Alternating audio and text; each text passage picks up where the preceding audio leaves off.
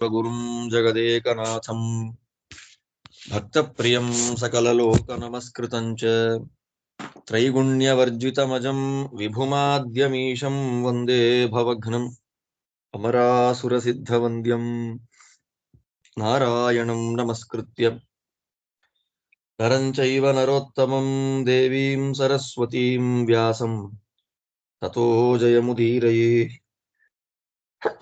नारायण. हरिः ओम्.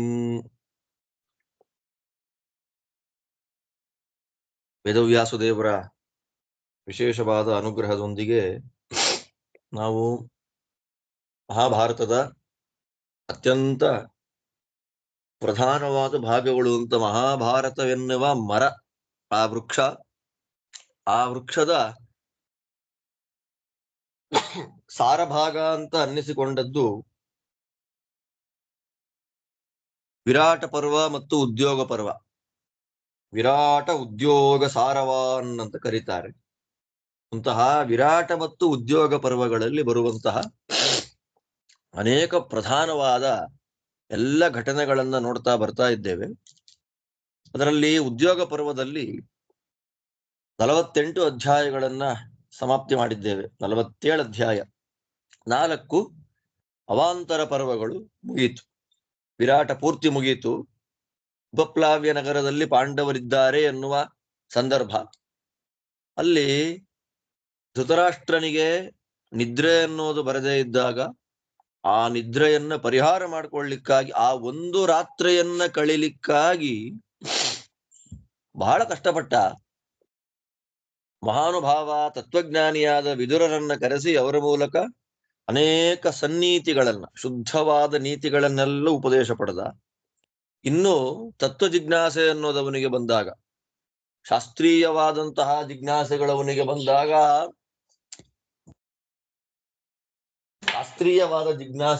ಬಂದಾಗ,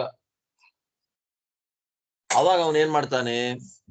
ವಿದುರರನ್ನ ಪ್ರಶ್ನೆ ಮಾಡಿದ್ದಕ್ಕೆ ವಿದುರರಂತಾರೆ, ನಾನು ಶೂದ್ರನಾದ್ದರಿಂದ ನಾನು ಹೇಳೋ ಹಾಗಿಲ್ಲ, ಸನತ್ ಕುಮಾರರನ್ನ ಕರೆಸ್ತೇನೆ ಅಂತ ಹೇಳಿ ಸನತ್ ಸುಜಾತ ಎಂಬುದಾಗಿ ಪ್ರಸಿದ್ಧರಾದ ಸನತ್ ಕುಮಾರರನ್ನ ಕರೆಸಿದ್ದಾನೆ.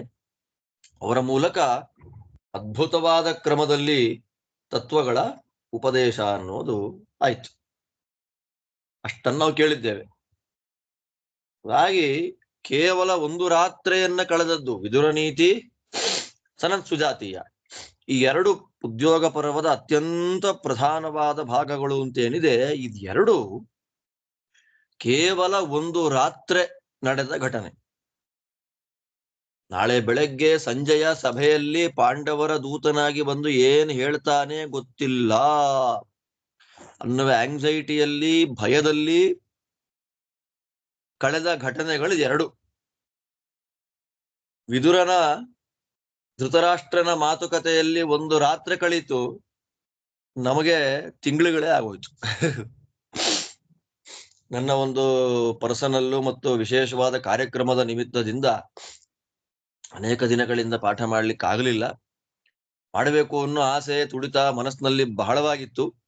ಆದ್ರೆ ಕಾರ್ಯಕ್ರಮದ ಒತ್ತಡಗಳು ಬಹಳ ಇದ್ದಿದ್ದರಿಂದ ಮಾಡ್ಲಿಕ್ಕೆ ಆಗಲಿಲ್ಲ.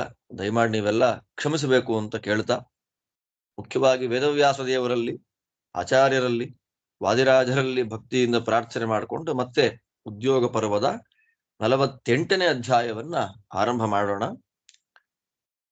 ವ್ಯಾಸಾಭಿಗಮನ ಪರ್ವ ಅಂತ ಇದನ್ನ ಕರೀತಾರೆ. ಏನಾಯ್ತು ಅನ್ನೋದನ್ನ ನೋಡೋಣ. ವೈಶಂಪಾಯನ ಉವಾಚ ಏವಂ ಸನತ್ ಸುಜಾತೇನ ವಿದುರೇಣ ಚ ಧೀಮತಾ ಸಾರ್ಧಂ ಕಥಯತೋ ರಾಜ್ಞಃ ಸಾವ್ಯತೀತಾಯ ಶರ್ವರಿ ತಸ್ಯಾಂ ರಜನ್ಯಾಂ ವಿಷ್ಟಾಯಾಂ ರಾಜಾನಃ ಸರ್ವಪಾರ್ಥಿವಾಃ ಸಮಾಂ ಆವಿವಿಶುರ್ಹೃಷ್ಟಾಃ ಸೂತಸ್ಯೋಪದಿದೃಕ್ಷಯ ಶುಶ್ರೂಷಮಾಣಾಃ ಪಾರ್ಥಾನಾಂ ವಾಚೋ ಧರ್ಮಾರ್ಥ ಸಂಹಿತಾಃ ಧೃತರಾಷ್ಟ್ರಮುಖಾಃ ಸರ್ವೇ ಯಯೂರಾಜನ್ ಸಭಾಂ ಶುಭಾಂ.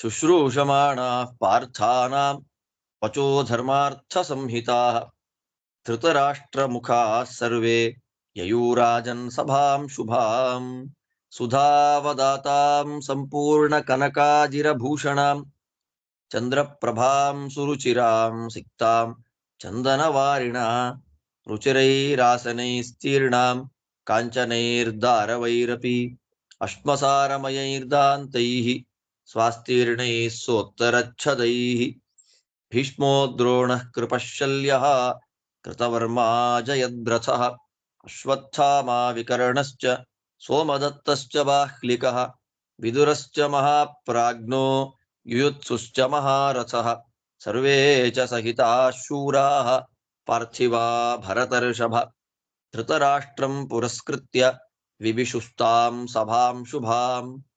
ದುಶ್ಯಾಸನಶ್ಚಿತ್ರಸೇನಃ ಶಕುನಿಶ್ಚಾಪಿ ಸೌಬಲಃ ದುರ್ಮುಖೋ ದುಸ್ಸಹಃ ಕರ್ಣ ಉಲೂಕೋಥ ವಿವಿಂಶತಿಃ ಏತೇ ಚಾನ್ಯೇ ಚ ಬಹವಃ ಪಾರ್ಥಿವಾ ಭರತರ್ಷಭ ಕುರುರಾಜಂ ಪುರಸ್ಕೃತ್ಯ ದುರ್ಯೋಧನಮಮರ್ಷಣಂ ವಿವಿಶುಸ್ತಾಂ ಸಭಾಂ ರಾಜನ್ ಸುರಾಃ ಶಕ್ರಸದೋ ಯಥಾ. ವೈಶಂಪಾಯನರು ಮುಂದೆ ಏನಾಯಿತು ಅನ್ನೋದನ್ನು ತಿಳಿಸ್ಕೊಡ್ತಾ ಇದ್ದಾರೆ. ಸನತ್ಸುಜಾತ ಮತ್ತು ವಿದುರ ಇವರಿಬ್ಬರ ಜೊತೆಯಲ್ಲಿ ಆ ರಾತ್ರಿ ಕಳೀತು. ಮಾತಾಡ್ತಾ ಮಾತಾಡ್ತಾ ಮಾತಾಡ್ತಾ ಧೃತರಾಷ್ಟ್ರನಿಗೆ ಸಾ ವ್ಯತೀತಾಯ ಶರ್ವರಿ, ಅಂತೂ ಇಂತೂ ಅಟ್ ಲಾಸ್ಟ್ ಯಾವ ರಾತ್ರಿ ನಿದ್ದೆನೇ ಬರ್ತಾ ಇಲ್ಲ ಅಂತಿದ್ದ ಆ ರಾತ್ರಿ ಕಳೀತು. ರಾತ್ರಿ ಹೋಗಿ ಬೆಳಗ್ಗೆ ಬಂತು. ಬೆಳಗಾದ ಮೇಲೆ ಎಲ್ಲ ರಾಜರುಗಳು ಬೇರೆ ಬೇರೆ ಕಡೆಗಳಿಂದ ಬಂದಿದ್ದಾರೆ. ಪಾಂಡವರ ಹತ್ತಿರಕ್ಕೆ ಹೋಗಿದ್ದಾನೆ ಸಂಜಯ. ಪಾಂಡವರ ಮಾತುಗಳನ್ನ ಕೇಳಿದ್ದಾನೆ.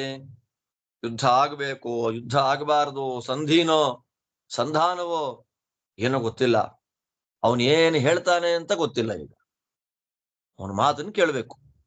ಅವನ ಮಾತನ್ನ ಕೇಳಬೇಕು ಅನ್ನೋದಕ್ಕಿಂತ ಇಲ್ಲಿ ವ್ಯಾಸರಂತಾರೆ ಸೂತಸ್ಯ ಉಪದಿದೃಕ್ಷಯ. ಬರೀ ಅವನನ್ನ ನೋಡ್ಬೇಕು ಅಂತ ಬಂದಿಲ್ಲ ಅವರೆಲ್ಲ, ಹತ್ತಿರದಿಂದ ಅವನನ್ನು ನೋಡ್ಬೇಕು ಅಂತ ಕಾಯ್ತಾ ಇದ್ರಂತೆ. ಹತ್ತಿರದಿಂದ ಅವನನ್ನು ನೋಡ್ಬೇಕು ಅಂತ ಕಾಯ್ತಾ ಇದ್ರು. ಕಾದು ಸಂತೋಷದಿಂದ ಆ ಸಭಾ ಒಳಗೆ ಪ್ರವೇಶ ಮಾಡ್ತಾರೆ. ಶುಶ್ರೂಷಮಾಣಾಹ, ಕೇಳಬೇಕು ಅನ್ನೋ ಆಸೆ. ಹೇಗೆ ಪಾಂಡವರ ಮಾತುಗಳು ನೋಡಿ, ಅವರಿಗೆಲ್ಲ ಗೊತ್ತಿದೆ ಪಾಂಡವರ ಮಾತುಗಳು ಅಂದ್ರೆ ಹೇಗಿರುತ್ತೆ. ಧರ್ಮಾರ್ಥಗಳಿಂದ ಕೂಡಿದ್ದು ಪಾಂಡವರ ಮಾತುಗಳು.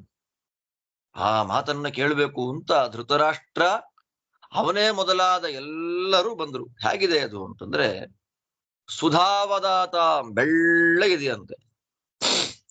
ಏನಿದೆ ಬೆಳ್ಳಿಗೆ ಹೇಗಿರುತ್ತೆ ಅಂದ್ರೆ ಚೆನ್ನಾಗಿದೆ ನೋಡಿ. ಇಲ್ಲಿ ಸುಣ್ಣವನ್ನ ಹಚ್ಚಿದ್ದಾರಂತೆ.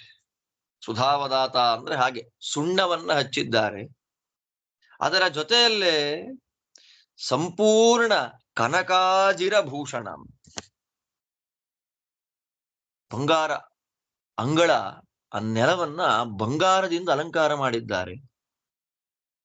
ಚಂದ್ರನಂತೆ ಪ್ರಕಾಶನವಾಗಿದ್ದಂತಹ ಅದ್ಭುತವಾದಂತಹ ಜಾಗ ಚಂದ್ರನಂತೆ ಹೊಳಿತಾ ಇದೆಯಂತೆ. ಅದು ಹುಣ್ಣಿಮೆಯ ಚಂದ್ರ ಹೇಗೆ ಹೊಳಿತಾ ಇರ್ತಾನೋ ಹಾಗೆ ಹೊಳಿತಾ ಇದೆ ಆ ಸಭೆ. ಒಳ್ಳೆ ನೀರನ್ನ ಅಲ್ಲಿ ಸಿಕ್ತಾಂ ಚಂದನವಾರಿಣ, ಗಂಧದ ನೀರಿನಿಂದ ಅಲ್ಲೆಲ್ಲ ಭೂಮಿಗೆ ಪ್ರೋಕ್ಷಣೆ ಮಾಡಿದ್ದಾರೆ. ಘಂಬಂತ ಸುವಾಸನೆ ಬರ್ತಾ ಇದೆ. ಬಂಗಾರದಿಂದ ಮಾಡಿದ ಕೆಲವು ಆಸನಗಳಿವೆ. ಮರದ ಆಸನಗಳಿತ್ತಂತೆ, ಕಲ್ಲಿನ ಆಸನಗಳು, ದಂತದಿಂದ ಮಾಡಿದ ಆಸನ. ನೋಡಿ ಹೇಗಿದೆ ನೋಡಿ ಅಲ್ಲಿ.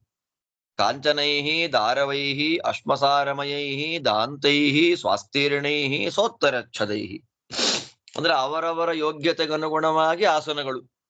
ಬಂಗಾರದ್ದು, ಮರದ್ದು, ಕಲ್ಲಿದ್ದು, ದಂತಗಳಿಂದ ಮಾಡಿದ್ದು, ಆನೆಯ ದಂತದಿಂದ ಮಾಡಿದ್ದು, ಮತ್ತೆ ಒಳ್ಳೆಯ ಹಾಸಿಗೆಗಳನ್ನ ಹಾಸಿದ ಆಸನಗಳು. ಇದೆಲ್ಲ ಇದೆ ಆ ಸಭೆಯಲ್ಲಿ. ಅಂತಹ ಸಭೆಗೆ ಎಲ್ಲ ಪ್ರವೇಶ ಮಾಡಿದ್ರು. ಯಾರ್ಯಾರು ಪ್ರವೇಶ ಮಾಡಿದ್ರು ಅಂತ ಇಲ್ಲಿ ಕೆಲವು ಲಿಸ್ಟ್ ಅನ್ನ ಕೊಡ್ತಾರೆ. ಭೀಷ್ಮ, ದ್ರೋಣ, ಕೃಪಾ, ಶಲ್ಯ, ಕೃತವರ್ಮ, ಜಯದ್ರಥ, ಅಶ್ವತ್ಥಾಮ, ವಿಕರ್ಣ, ಸೋಮದತ್ತ, ಬಾಹ್ಲಿಕ, ಮಹಾಪ್ರಾಜ್ಞನಾದ ಅಂದ್ರೆ ಮಹಾ ನೋಡಿ ವಿದುರನ ಬಗ್ಗೆ ಸುಮ್ನೆ ವಿಶೇಷಣ ಕೊಡದೆ ಮಾತಾಡೋದೇ ಇಲ್ಲ. ಮಹಾಜ್ಞಾನಿಯಾದಂತಹ ವಿದುರ, ಯುಯುತ್ಸು, ಯುಯುತ್ಸು ಸಾಮಾನ್ಯ ಅಲ್ಲ, ಯುಯುತ್ಸುಶ್ಚ ಮಹಾರಥ ಅಂತ. ಮಹಾರಥಿಕನಾದ ಯುಯುತ್ಸು. ಆ ಮಹಾರಥ ಅಂದ್ರೆ ಏನು ಅಂತ ನೆಕ್ಸ್ಟ್ ಹೇಳ್ತಾರೆ ಮುಂದಕ್ಕೆ. ಮಹಾರಥನಾದಂತಹ ಯುಯುತ್ಸು, ಇವರೆಲ್ಲ ಧೃತರಾಷ್ಟ್ರನನ್ನ ಅಗ್ರದಲ್ಲಿಟ್ಟು ಅವನು ಸಭಾ ಪ್ರವೇಶ ಮಾಡಿದ ಮೇಲೆ ಅವನ ಹಿಂದೆ ಇವರೆಲ್ಲ ಸಭೆಗೆ ಪ್ರವೇಶ ಮಾಡ್ತಾರೆ. ಆಮೇಲೆ ದುಶ್ಯಾಸನ, ಚಿತ್ರಸೇನ, ಸುಬಲ ಮಹಾರಾಜನ ಮಗನಾದಂತಹ ಶಕುನಿ, ದುರ್ಮುಖ, ದುಸ್ಸಹ, ಕರ್ಣ, ಉಲೂಕ, ವಿವಿಂಶತಿ, ಈ ರಾಜರುಗಳೆಲ್ಲ ಇವರೆಲ್ಲ ಪ್ರವೇಶ ಮಾಡಿದ್ರು. ಯಾರನ್ನ ಇಟ್ಕೊಂಡು ಪ್ರವೇಶ ಮಾಡಿದ್ರು ಅಂದ್ರೆ ಅಮರ್ಷಣಂ ದುರ್ಯೋಧನಂ ಪುರಸ್ಕೃತ್ಯ. ಅಮರ್ಷಣ ಯಾವಾಗಲೂ ಕೋಪ ಅಂತೆ. 20ನ ದುರ್ಯೋಧನ ಲಕ್ಷಣ ಅಂದ್ರೆ ಕೋಪ. ಅವನನ್ನ ಮಾಡಿಕೊಂಡು ಆ ಸಭೆ ಒಳಗೆ ಪ್ರವೇಶ ಮಾಡ್ತಾರೆ. ಹೇಗೆ ಪ್ರವೇಶ ಮಾಡಿದ್ರು ಅಂದ್ರೆ ಇಂದ್ರದೇವರು ಅಂದ್ರೆ ದೇವತೆಗಳ ಸಭೆಯನ್ನು ಹೇಗೆ ಪ್ರವೇಶ ಮಾಡ್ತಾರೋ ಹಾಗೆ ಪ್ರವೇಶ ಮಾಡಿದ್ರು.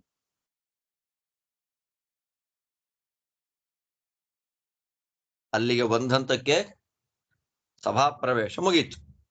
ಎಲ್ಲರೂ ಸಭೆಗೆ ಬಂದಿದ್ದಾಯ್ತು. ಆ ವಿಶದ್ಭಿಸ್ತಥಾ ರಾಜನ್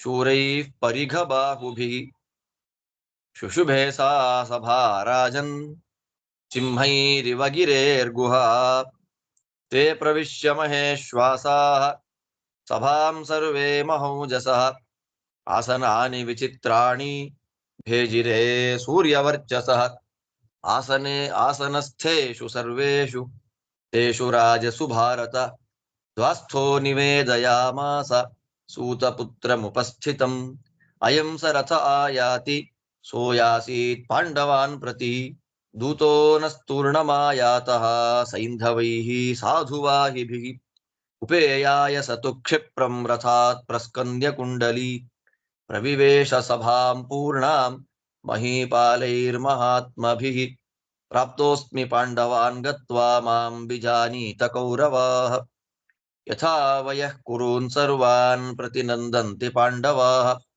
ಅಭಿವಾದಯಂತಿ ವೃದ್ಧಾಂಶ್ಚ ವಯಸ್ಯಾಂಶ್ಚ ವಯಸ್ಯವತ್ ಪುನಶ್ಚಾಭ್ಯವದನ್ ಪಾರ್ಥಾಃ ಪ್ರತಿಪೂಜ್ಯ ಯಥಾ ವಯಃ ಯಥಾಹಂ ಧೃತರಾಷ್ಟ್ರೇಣ ಶಿಷ್ಟಃ ಪೂರ್ವಮಿತೋ ಗತಃ ಅಬ್ರವಂ ಪಾಂಡವಾನ್ ಗತ್ವಾ ತನ್ನಿಬೋಧತ ಪಾರ್ಥಿವಾಃ ಅಬ್ರೂತಾನ್ ತತ್ರ ಧರ್ಮೇಣ ವಾಸುದೇವ ಧನಂಜಯೌ. ಹೇಳ್ತಾನೆ ಅವರೆಲ್ಲ ನೋಡು, ಇನ್ನು ವೈಶಂಪಾಯನರ ಮಾತು ಮುಗಿಸಿಲ್ಲ. ಒಬ್ಬೊಬ್ಬ ರಾಜರುಗಳು ಹೇಗಿದ್ದಾರೆ ಅಂದ್ರೆ ಪರಿಘ ಬಾಹುಭಿ. ಪರಿಘ ಅಂದ್ರೆ ಒನಕೆ, ಒನಕೆ ಒನಕೆ. ಆ ಒನಕೆಗಳು ಹೇಗಿರುತ್ತೆ ಉದ್ದವಾಗಿ, ಅಷ್ಟುದ್ದ ಕೈಗಳಂತೆ ಇವ್ರದೆಲ್ಲ. ಆ ರಾಜರುಗಳೆಲ್ಲ ಸಭಾಗೃಹದ ಒಳಗೆ ಪ್ರವೇಶ ಮಾಡಬೇಕಾದ್ರೆ ಹೇಗಿತ್ತು? ಪರ್ವತದಲ್ಲಿ ಗುಹೆಗಳು ಅಂತ ಇರುತ್ತೆ. ಆ ಎಲ್ಲ ಗುಹೆಗಳು ಖಾಲಿ ಬಿದ್ದಾಗ ಅಯ್ಯೋ ಅಂತಿರತ್ತೆ. ಅದೇ ಆ ಗುಹೆಗಳ ತುಂಬಾ ಸಿಂಹಗಳು ತುಂಬಿದ್ರೆ ಎಷ್ಟು ಪ್ರಕಾಶಮಾನವಾಗಿರುತ್ತೆ ಹೇಳಿ ಆ ಗುಹೆ. ಹಾಗಿತ್ತಂತೆ ಆ ಸಭಾ ಮಂದಿರ. ಸಿಂಹಗಳಿಂದ ಕೂಡಿದ ದೊಡ್ಡ ದೊಡ್ಡ ಪರ್ವತಗಳಲ್ಲಿರುವ ವಿಶಾಲವಾದ ಗುಹೆಗಳಂತೆ ಆ ಪರ್ವತ ಇತ್ತು. ಅಂಥ ನೋಡಿ, ಒಬ್ಬೊಬ್ಬ ರಾಜರ ಲಕ್ಷಣಗಳು, ಕ್ಷತ್ರಿಯರ ಸಹಜವಾದ ಲಕ್ಷಣಗಳಿದೆಲ್ಲ. ದೊಡ್ಡ ಧನುಸ್ಸನ್ನು ಧರಿಸಿದ್ದಾರೆ, ಮಹಾಬಲಶಾಲಿಗಳಾಗಿದ್ದಾರೆ. ಸರ್ವೇ ಸೂರ್ಯವರ್ಚಸಃ, ಸೂರ್ಯನಂತೆ ಕಾಂತಿ, ಅಲಂಕಾರವಿಲ್ಲದೆ ಕಾಂತಿ ಅವ್ರ ಮುಖದಲ್ಲಿ. ಆ ಆಸನಗಳು ಹಾಗೆ ಇದೆ, ಒಳ್ಳೆ ಸೂರ್ಯನಂತ ಕಾಂತಿಯಿಂದ ಕೂಡಿದ ಆಸನದಲ್ಲಿ ಅವರೆಲ್ಲ ಕೂತ್ಕೊಂಡ್ರು. ಹಾಗೆ ವಿಚಿತ್ರಾಣಿ, ವಿಚಿತ್ರವಾದ ಆಸನಗಳಲ್ಲಿ ಕೂತ್ರು. ನೋಡಿ, ಅವರೆಲ್ಲ ಆಸನದಲ್ಲಿ ಕೂತ ಮೇಲೆ ದ್ವಾರಪಾಲಕ ರಥದಲ್ಲಿ ಕೂತ್ಕೊಂಡು ಸಂಜಯ ಬರ್ತಿರೋದನ್ನ ನೋಡಂತಾನೆ, ಪಾಂಡವರನ್ನ ನೋಡ್ಬೇಕು ಅಂತ ಯಾವ ರಥ ಹೋಯ್ತೋ ಆ ರಥ ವಾಪಸ್ ಬರ್ತಾ ಇದೆ. ನೋಡಿ, ರಥ ಮಾತ್ರ ಬರ್ತಿದ್ಯೋ, ಇಲ್ಲ ಇಲ್ಲ, ಸಂಜಯ ಬರ್ತಾ ಇದ್ದಾನೆ. ಯಾವ ರಥದಲ್ಲಿ ಕೂತು ಸಂಜಯ ಧೃತರಾಷ್ಟ್ರನ ಆದೇಶದಂತೆ ಪಾಂಡವರನ್ನು ನೋಡ್ಬೇಕು ಅಂತ ಹೋದನೋ ಆ ರಥ ವಾಪಸ್ಸು ಬರ್ತಾ ಇದೆ. ಆ ರಥವನ್ನು ಓಡಿಸ್ಕೊಂಡು ಸಂಜಯ ಬರ್ತಾ ಇದ್ದಾನೆ. ಎಂಥ ರಥ ಅದು! ಅದ್ಭುತವಾದ ರಥ, ಸುಂದರವಾದ ರಥ. ಸೈಂಧವೈಹಿ, ಸಿಂಧು ಅಂತ ಒಂದು ದೇಶ, ಸಿಂಧು ನದಿ ಹರಿಯುವಂತಹ ದೇಶ, ಪ್ರದೇಶ. ಇವತ್ತಿನ ಕರಾಚಿ ಮೊದಲಾದಂತಹ ಪಾಕಿಸ್ತಾನದಲ್ಲಿರುವಂತಹ ಪ್ರದೇಶಗಳು. ಆ ಸಿಂಧು ದೇಶದ ಕುದುರೆಗಳನ್ನು ಕಟ್ಟಿದ್ದಾರೆ ಆ ರಥಕ್ಕೆ. ಸಿಂಧು ದೇಶದ ಕುದುರೆಗಳು ಬಹಳ ಫೇಮಸ್, ಬೇಗ ಓಡುತ್ತೆ, ಒಳ್ಳೆ ಜಾತಿ ಕುದುರೆ ಅದು. ಅಂತಹ ಸಿಂಧು ದೇಶದ ಕುದುರೆಗಳನ್ನ ಕಟ್ಟಿದ ರಥ, ಆ ರಥದಲ್ಲಿ ಸಭಾ ಮಂದಿರಕ್ಕೆ ಪ್ರವೇಶ ಮಾಡಬೇಕು ಅಂತ ಸಂಜಯ ಬೇಗ ಬರ್ತಾ ಇದ್ದಾನೆ.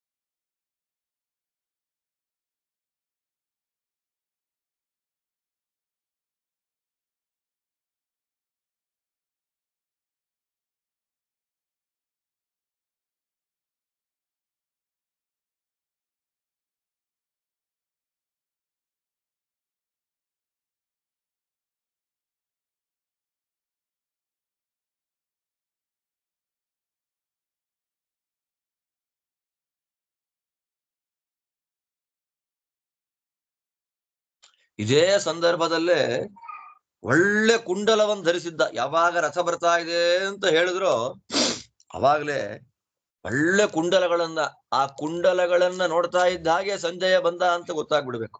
ಅಂತಹ ಒಳ್ಳೆ ಕರ್ಣಕುಂಡಲಗಳನ್ನು ಹಾಕೊಂಡಿದ್ದ ಸಂಜಯ ರಥದಿಂದ ಕೆಳಗಿಳಿದು ಬಂದು ದೊಡ್ಡ ದೊಡ್ಡ ರಾಜರುಗಳಿಂದ ಕೂಡಿದ ಸಭೆಗೆ ಪ್ರವೇಶ ಮಾಡಿಬಿಟ್ಟ. ಸಭಾ ಮಂದಿರಕ್ಕೆ ಬಂದವನೇ ಸಭೆಯಲ್ಲಿ ಕೈ ಮುಗಿದು ಹೇಳ್ತಾನೆ, ಕೌರವರೇ, ಕೌರವಾಹ, ಹೇ ಕೌರವರೇ, ಪಾಂಡವರ ಹತ್ತಿರಕ್ಕೆ ಹೋಗಿ ನಾನು ವಾಪಸ್ ಬಂದಿದ್ದೇನೆ. ಅಂದ್ರೆ ಅಕಸ್ಮಾತ್ ದೂತನಾಗಿ ಬಂದಿದ್ದಾನೆ, ಏನಾದ್ರು ಹೊಡೆದು ಕೊಂದ್ಗಿಂದು ಬಿಟ್ರೆ ಏನ್ ಮಾಡೋದು ಅನ್ನೋ ಭಯ ಇದ್ದಿರ್ಲಿಕ್ಕೂ ಸಾಕು ಅವರಿಗೆ. ಕೆಟ್ಟವರಿಗೆ ಮನಸ್ಸಿನಲ್ಲಿ ಯಾವಾಗ್ಲೂ ಕೆಟ್ಟದೇ ಆಲೋಚನೆಗಳು ತುಂಬಿರುತ್ತೆ. ಆದ್ದರಿಂದ ನಮ್ಮ ದೂತನಾಗಿ ಸಂಜಯ ಹೋಗ್ತಾ ಇದ್ದಾನೆ, ಅವನನ್ನು ಏನ್ ಮಾಡ್ತಾರೋ, ಹೊಡೆದು ಬಿಡ್ತಾರೋ, ಕೊಂದು ಬಿಡ್ತಾರೋ, ಯಾವ ಭಯವೂ ಇಲ್ಲ. ಅದಕ್ಕೆ ಹೇಳಿದ್ದು ಪಾಂಡವರು ಅಂದ್ರೆ ಮಹಾನುಭಾವರು ಅಂತ.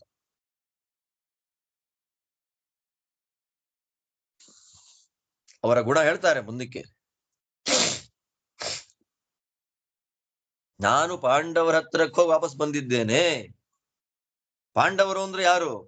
ಅವರ ವಯಸ್ಸಿಗೆ, ಅವರ ಯೋಗ್ಯತೆಗೆ ಅನುಗುಣವಾಗಿ ಎಲ್ಲರನ್ನು ನಮಸ್ಕಾರ ಮಾಡಿದ್ದಾರೆ ಪಾಂಡವರು. ನೋಡಿ ಹೇಗಿದೆ ಗುಣ ಅವರದ್ದು. ತಮ್ಮನ್ನ ಕಾಡಿಗೆ ಕಳಿಸ್ಬಿಟ್ರು, ರಾಜ್ಯ ಕಿತ್ಕೊಂಡ್ರು, ಯಾವ ದ್ವೇಷವೂ ಇಲ್ಲ. ದೊಡ್ಡವರಿಗೆ ಅವರ ದೊಡ್ಡತನಕ್ಕನುಗುಣವಾಗಿ, ತಾರತಮ್ಯಕ್ಕನುಗುಣವಾಗಿ ಬೆಲೆ. ಅಭಿವಾದಯಂತಿ ವೃದ್ಧಾಂಶ್ಚ,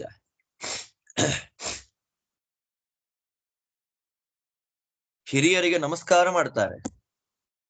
ವಯಸ್ಯಾಂಶ್ಚ ವಯಸ್ಯವತ್, ವಯಸ್ಯ ಅಂದ್ರೆ ಫ್ರೆಂಡ್ಸ್, ಸ್ನೇಹಿತರು. ಸ್ನೇಹಿತರನ್ನು ಹೇಗೆ ಟ್ರೀಟ್ ಮಾಡಬೇಕು ಹಾಗೆ ಟ್ರೀಟ್ ಮಾಡ್ತಾರೆ. ದೊಡ್ಡವರಿಗೆ ನಮಸ್ಕಾರ ಮಾಡ್ತಾರೆ. ಅಂದ್ರೆ ಅವರವರ ವಯಸ್ಸಿಗೆ ಅನುಗುಣವಾಗಿ ಮರ್ಯಾದೆಯನ್ನು ಮಾಡತಕ್ಕಂಥವ್ರು ನಮ್ಮ ಪಾಂಡವರು. ಅಂತಹ ಪಾಂಡವರು, ಅದರ್ಥ ಏನು? ನನ್ನ ಮರ್ಯಾದೆ ಹೇಗೋ ಹಾಗೆ ನನಗೆ ಮರ್ಯಾದೆಯನ್ನ, ನಮಸ್ಕಾರವನ್ನ ಮಾಡಿ ಮಾತಾಡಿದ್ರು. ಕೌರವರೇ, ಧೃತರಾಷ್ಟ್ರನ ಆದೇಶ ನನಗೆ, ಸಂಜಯ ನೀನು ಪಾಂಡವರ ಹತ್ರಕ್ಕೆ ದೂತನಾಗಿ ಹೋಗ್ಬೇಕು ಅಂತ ನನಗೆ ಆದೇಶ ಇತ್ತಲ್ಲ, ಆ ಆದೇಶವನ್ನ ಸ್ವೀಕಾರ ಮಾಡ್ಕೊಂಡು ನಾನು ಹೋದೆ. ಅಲ್ಲಿ ಹೋಗಿ ಪಾಂಡವರಿಗೆ ಏನ್ ಹೇಳಿದೆ? ನನ್ನ ಮಾತನ್ನ ಕೇಳಿದಂತಹ ಕೃಷ್ಣ ಮತ್ತು ಅರ್ಜುನ, ವಾಸುದೇವ ಧನಂಜಯು, ಕೃಷ್ಣ ಮತ್ತು ಅರ್ಜುನ ಅವರಿಬ್ಬರು ಕೂಡ ನನಗೇನ್ ಹೇಳಿದ್ರು ಅದೆಲ್ಲ ಬಂದ ನಿಮಗೆ ಹೇಳ್ತೀನಿ, ನಿಧಾನವಾಗಿ ಕೇಳಿ. ಪೃಚ್ಛಾಮಿ ತ್ವಾಂ ಸಂಜಯ ರಾಜ ಮಧ್ಯೆ ಯದಬ್ರವೀದ್ವಾಕ್ಯಮದೀನ ಸತ್ವಃ ಜನಾರ್ದನಸ್ತಾತ ಯುಧಾಂ ಪ್ರಣೇತ ದುರಾತ್ಮನಾಂ ಜೀವಿತಚ್ಛಿನ್ಮಹಾತ್ಮ ಆಗುಲ್ಪೇಭ್ಯೋಪಿ ಸಂಬೀತಃ ಸರ್ವತೋಹಂ ಕೃತಾಂಜಲಿಃ ಶುದ್ಧಾಂತಂ ಪ್ರಾವಿಶಂ ರಾಜನ್ ಆಖ್ಯಾತೋ ನರಸಿಂಹಯೋಃ ನ ಚಾಭಿಮನ್ಯುರ್ನಯಮೋ ತಂ ದೇಶಂ ಅಭಿಜಗ್ಮತುಃ ಯತ್ರ ಕೃಷ್ಣೌ ಚ ಕೃಷ್ಣಾ ಚ ಸತ್ಯಭಾಮಾ ಚ ಭಾಮಿನಿ ಉಭೌ ಮಧ್ವಾ ಸವಕ್ಷೀಭೌ ವರಚಂದನ ರೂಕ್ಷಿತೌ ಸೃಗ್ವಿಣೌ ವರವಸ್ತ್ರಾಂಗೌ ವರಾಭರಣಭೂಷಿತೌ ನೈಕರತ್ನ ವಿಚಿತ್ರಂಚ ಕಾಂಚನಂಚ ವರಾಸನಂ ನಾನಾಸ್ತರಣ ಸಂಸ್ತೀರ್ಣಂ ಯತ್ರಾಸ್ತಾಂತೌ ನರರ್ಷಭೌ ಸತ್ಯಾಂಕಮುಪಧಾನಂತು ಕೃತ್ವಾ ಶೇತೆ ಜನಾರ್ದನಃ ಅರ್ಜುನಾಂಕಗತೌ ಪಾದೌ ಕೇಶವಸ್ಯೋಪಲಕ್ಷಯೇ ಅರ್ಜುನಸ್ಯ ಚ ಕೃಷ್ಣಾಯಾಃ ಶುಭಾಯಾಶ್ಚಾಂಗ ಗಾವುಭೌ ಕಾಂಚನಂ ಪಾದಪೀಠಂತು ಪಾರ್ಥೋ ಮೇ ಪ್ರಾದಿಶನ್ಮುದಾ ದಾಸೀಭ್ಯಾಮಾಕೃತಂ ಮಹ್ಯಂ ಸ್ಪೃಷ್ಟ್ವಾ ಭೂಮಾ ಉಪಾವಿಶಂ ಊರ್ಧ್ವರೇಕಾಂಕಿತೌ ಪಾದೌ ಪಾರ್ಥಸ್ಯ ಶುಭಲಕ್ಷಣೌ ಪಾದಪೀಠಾದಪಹೃತೌ ಧಾರಯೇತಾಂಬರಸ್ತ್ರಿಯೌ ನನೂನಂ ಕಲ್ಮಷಂ ಕಿಂಚಿನ್ಮಮ ಕರ್ಮಸು ವಿದ್ಯತೆ ಸ್ತ್ರೀರತ್ನಾಭ್ಯಾಂ ಸಮೇತೌ ಯನ್ಮಿಥೋ ಮಾಮಭ್ಯಭಾಷತಾಂ ವಿಸ್ಮಯೋ ಮೇ ಮಹಾನಾಸೀದಾಸ್ರಂ ಮೇ ಬಹುಸಂಗತಂ ಹೃಷ್ಟಾನಿ ಚೈವ ರೋಮಾಣಿ ತೌ ದೃಷ್ಟ್ವಾ ತೌ ಸಹಿತಾವುಭೌ ಶ್ಯಾಮೌ ಬೃಹಂತೌ ತರುಣೌ ನಾಗಾವಿವ ಸಮುಚ್ಛ್ರಿತೌ ಏಕಶಯ್ಯಾಗತೌ ದೃಷ್ಟ್ವಾ ಭಯಂ ಮೇ ಮಹದಾವಿಶತ್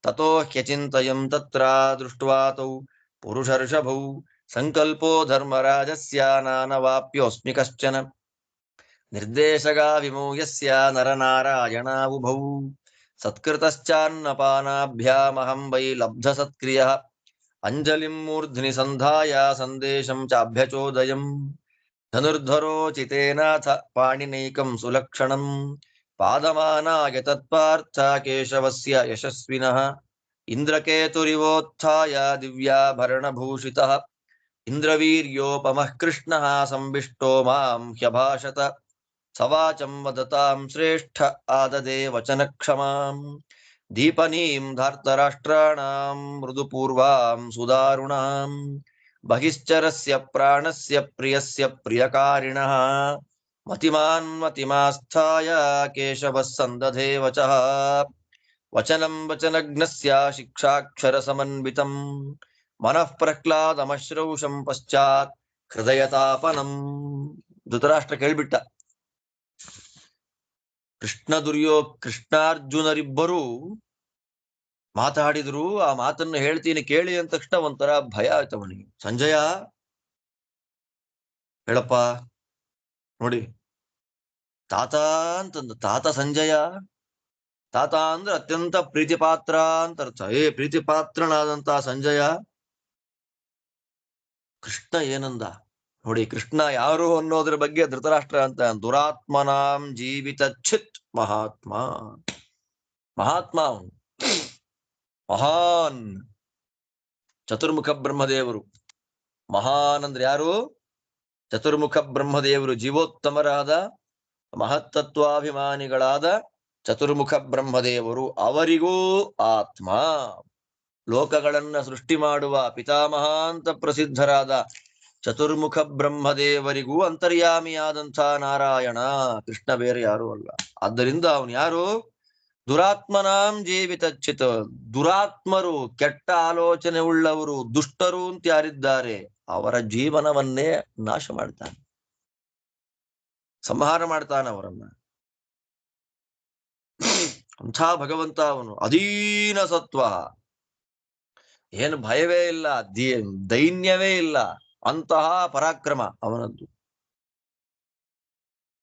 ಯುಧಾಂ ಪ್ರಣೇತ. ಇವತ್ತು ಪಾಂಡವರಿಗೆ ಏನೇನು ಸಿಕ್ಕಿದೆ ಆ ಎಲ್ಲದರಲ್ಲೂ ಅವನದ್ದೇ ನೇತೃತ್ವ, ಅವನದ್ದೇ ಮಾರ್ಗದರ್ಶನ, ಅವನದ್ದೇ ಬ್ಯಾಕ್ಗ್ರೌಂಡ್. ತತ್ರಾಪಿ ಯುದ್ಧ ಮಾಡ್ಲಿಕ್ಕೆ ರೆಡಿಯಾದ ಪಾಂಡವರಿಗೆ ಪ್ರಣೇತ, ನಾಯಕ ಅವನು. ಆದ್ದರಿಂದ ಅವನು ಜನಾರ್ದನ. ಎಂಥ ಮಾತು ಬಂತು ನೋಡಿ ಇಲ್ಲಿ. ಈಗ ಯುದ್ಧದ ಪ್ರಸಕ್ತಿ ಬರ್ತಾ ಇದೆ, ಅದಕ್ಕೆ ಕೃಷ್ಣನನ್ನ ಸಂಬೋಧನೆ ಮಾಡಬೇಕಾದ್ರೆ ಧೃತರಾಷ್ಟ್ರನ ಬಾಯಲ್ಲಿ ಭಗವಂತನೇ ನುಡಿಸಿದ ಮಾತು ಜನಾರ್ದನ. ದುಷ್ಟ ಜನರನ್ನ ಸಂಹಾರ ಮಾಡುವ ಕೃಷ್ಣ ಏನಂದ? ರಾಜರ ಮಧ್ಯದಲ್ಲಿ ಕೃಷ್ಣ ಏನಂದ ನೋಡಿ, ಕೃಷ್ಣ ಏನಂದ ಅನ್ಬೇಕಾದ್ರೆ ಎಂಥ ಕೃಷ್ಣ, ದುಷ್ಟರನ್ನ ಸಂಹಾರ ಮಾಡುವವನು, ಚತುರ್ಮುಖ ಬ್ರಹ್ಮನ ಅಂತರ್ಯಾಮಿ, ದೈನ್ಯವೇ ಇಲ್ಲದ ಸರ್ವಸ್ವತಂತ್ರವಾದ ಪರಾಕ್ರಮ, ಪಾಂಡವರಿಗೆ ನಾಯಕ. ಇಂತಹ ಕೃಷ್ಣ ಏನಂದ, ಜನಾರ್ದನ ಏನಂದ, ದುಷ್ಟ ಜನಾರ್ದನ ಹೇಳು ಅಂತ ಕೇಳಿದ್ದಕ್ಕೆ ಅವರಂತಾನೆ,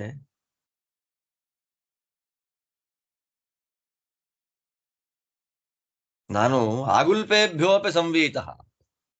ಆ ಗುಲ್ಫ ಅಂದ್ರೆ ಪಾದದ ಗಂಟು, ಮಣಿಗಂಟು ಅಂತಾರಲ್ಲ, ಪಾದದ ಗಂಟು. ಆ ಪಾದದ ಗಂಟು ಕಾಣಬಾರದು ಯಾವತ್ತು.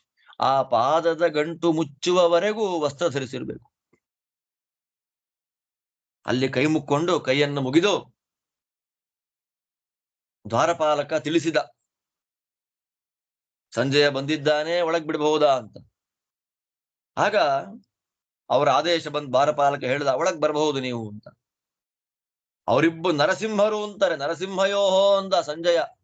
ನರಸಿಂಹ ಅಂದ್ರೆ ಅವರಿಬ್ಬರು ಮಹಾ ದೊಡ್ಡ ಪುರುಷರು, ಕೃಷ್ಣಾರ್ಜುನರು. ಅವ್ರು ಎಲ್ಲಿದ್ರು ಅಂತಃ ಪ್ರವೇಶ, ಅದ್ರ ಒಳಗೆ ನಾನು ಹೋದೆ.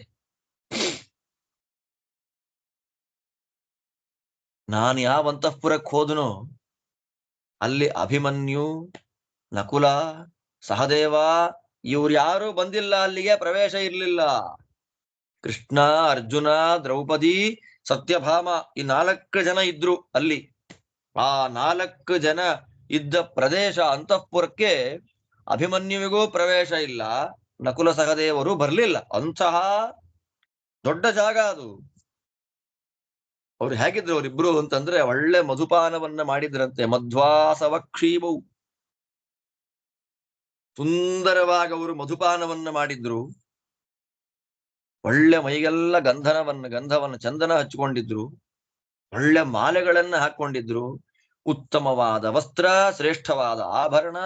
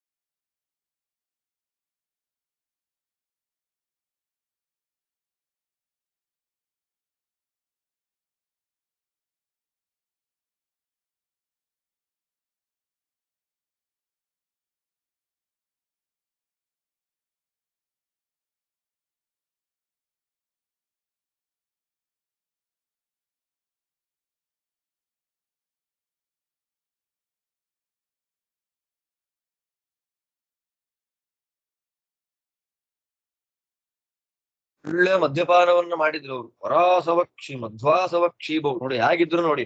ಅಂದ್ರೆ ಇದೆಲ್ಲವನ್ನು ಎಷ್ಟು ವಿಸ್ತಾರವಾಗಿ ಚಿಂತನೆ ಮಾಡಿಕೊಡ್ತಾರೆ. ಕೃಷ್ಣಾರ್ಜುನರು ಹೇಗಿದ್ರು, ಒಳ್ಳೆ ಮಧುಪಾನ, ಒಳ್ಳೆ ಗಂಧದಿಂದ ಲೇಪನ, ಒಳ್ಳೆ ಹೂವಿನ ಮಾಲೆಗಳು. ಅಂದ್ರೆ ಅವರಿಬ್ಬರ ವೈಭವವೇ ವೈಭವ ರೀ, ಮಾತಾಡ ಹಾಗೆ. ಒಳ್ಳೆ ವಸ್ತ್ರ, ಒಳ್ಳೆ ಆಭರಣ, ಇದೆಲ್ಲದರಿಂದ ಅಲಂಕಾರ ಮಾಡ್ಕೊಂಡಿದ್ರು.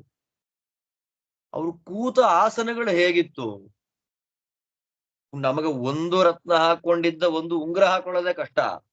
ಹಾಗಿರ್ಬೇಕಾದ್ರೆ ನೈಕರತ್ನ ವಿಚಿತ್ರಂ, ನಾನಾ ರತ್ನಗಳನ್ನ ಸ್ಟಡ್ ಮಾಡಿದ, ನಾನಾ ರತ್ನಗಳನ್ನ ಕೆತ್ತಿದ, ಬಂಗಾರದಿಂದ ನಿರ್ಮಿತವಾದ ಅನೇಕ ಆಸನಗಳು, ಮತ್ತೆ ಬಂಗಾರದಿಂದ ನಿರ್ಮಿತವಾದ ಹೊದಿಕೆಗಳನ್ನ ಹಾಕಿದ್ರಂತೆ ಆಸನಗಳನ್ನು.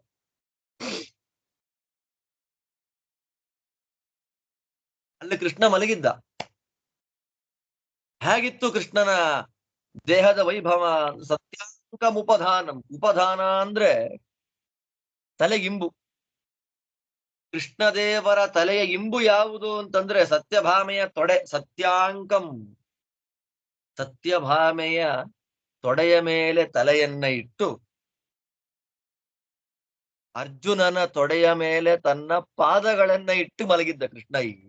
ವೈಭವ ನೋಡಿ, ದೇವರ ವೈಭವ ಏನ್ ಹೇಳೋದು ಅಂದ್ರೆ, ಅಂತಹ ಪ್ರದೇಶದಲ್ಲಿ ರಹಸ್ಯವಾದ ಏಕಾಂತದ ಜ್ಞಾನಕ್ಕೆ ಸಂಬಂಧಪಟ್ಟ ಮಾತುಗಳು ಎಷ್ಟು ಬಂದಿದೆಯೋ, ತತ್ವಜ್ಞಾನೋಪಯೋಗಿಯಾದಂತಹ ಮಾತುಗಳನ್ನು ಎಷ್ಟು ಆಡಿದ್ದಾರೋ, ಖಂಡಿತ ನಮಗದರ ಬಗ್ಗೆ ಏನು ಗೊತ್ತಾ. ಅದರಿಂದ ಮಹಾಭಾರತಾದಿ ಗ್ರಂಥಗಳಲ್ಲಿ ಏನು ತತ್ವಗಳನ್ನ, ಅಂದ್ರೆ ಕೆಲವು ಕಥೆಗಳನ್ನ, ವಿಷಯಗಳನ್ನ ಮಾತ್ರ ಹೇಳ್ತಾರೆ ಬಿಟ್ರೆ, ಅಲ್ಲಿ ಏನಾಯ್ತು, ಏನು ಮಾತುಕತೆ ಆಯ್ತು, ಯಾರು ಏನು ಮಾತಾಡಿದ್ರು ಏನು ಗೊತ್ತಾಗಲ್ಲ ನಮ್ಗೆ.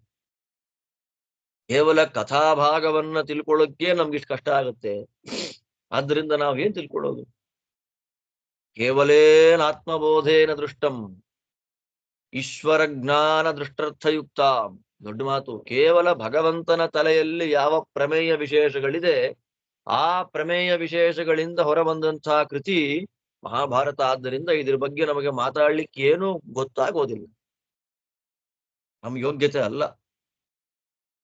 ಸತ್ಯಭಾಮೆಯ ತೊಡೆ ದೇವರಿಗೆ ದಿಂಬು. ಅಂದ್ರೆ ಸತ್ಯಭಾಮೆಯ ತೊಡೆಯ ಮೇಲೆ ತಲೆ ಇಟ್ಟು ಅರ್ಜುನನ ತೊಡೆಯ ಮೇಲೆ ಕಾಲುಗಳನ್ನ ಇಟ್ಟು ಮಲಗಿದ್ದಾನೆ ಕೃಷ್ಣ. ಅರ್ಜುನನ ಪಾದಗಳು ಎಲ್ಲಿದೆ ಅಂತಂದ್ರೆ, ಮಂಚದ ಕೆಳಗಡೆ ಹತ್ತಿರದಲ್ಲಿ ಬಂಗಾರದ ಪೀಠ. ಆ ಬಂಗಾರದ ಪೀಠದ ಮೇಲೆ ದ್ರೌಪದಿ ಕೂತಿದ್ಲು. ಆ ದ್ರೌಪದಿಯ ತೊಡೆಯ ಮೇಲೆ ಅರ್ಜುನನ ಕಾಲು. ಹಾಗಿದೆ ನೋಡಿ. ಕೃಷ್ಣನ ತೊಡೆಯ ಮೇಲೆ ಅರ್ಜುನನ ತೊಡೆಯ ಮೇಲೆ ಕೃಷ್ಣನ ಪಾದಗಳು, ಮಂಚದ ಕೆಳಗಡೆಯಲ್ಲಿ, ಮಂಚದ ಸಮೀಪ ಹತ್ತಿರದಲ್ಲೇ ಒಂದು ಬಂಗಾರದ ಪೀಠ. ಆ ಬಂಗಾರದ ಪೀಠದ ಮೇಲೆ ದ್ರೌಪದಿ ಕೂತಿದ್ದಾಳೆ. ಆ ದ್ರೌಪದಿಯ ತೊಡೆಯ ಮೇಲೆ ಅರ್ಜುನನ ಪಾದ.